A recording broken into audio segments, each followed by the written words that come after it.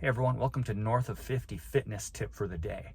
My name is Deboo, physical therapist, and I just turned 56 last week. So yeah, I know, getting up there. But my tip for today is to focus a little less on stretching and a little bit more on strengthening.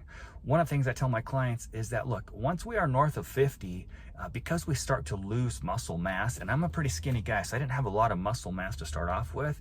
So in my program, and this is what I advise to my clients, is a little less time stretching and more time strengthening, because we have what's known as sarcopenia, which is just basically a softening of the muscle. And when we don't have the stability and strength that we need for basic functional activities, that's why we start hurting our back or hurting our neck while we sleep, or we're taking the trash out and we throw in the can, and next thing we know, we tweak our back, or starting the lawn more, and then we're out for a week. So a little less time stretching, and make sure you're strengthening minimum twice a week, but ideally 3 times a week. All right, and that is my North of 50 fitness tip for the day. Have a great day and have a good workout.